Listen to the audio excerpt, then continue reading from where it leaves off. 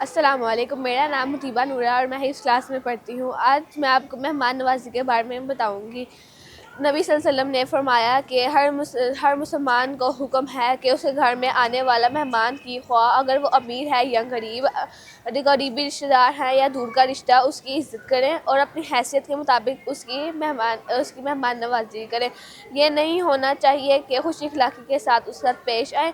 یہ نہیں ہونا چاہیے کہ اگر امیر آدمی یا بڑا آدمی آئے تو اس کو زیادہ عزت ملے، اور اگر غریب مہمان بنے تو اس کی عزت و تکریم کی جائے۔ ایک حدیث میں آتا ہے کہ قال رسول اللہ صلی اللہ علیہ وآلہ وسلم من کان یؤمن باللہ والیوم الآخر فلیکرم ضیفہ۔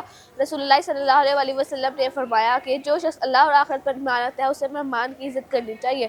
شکریہ۔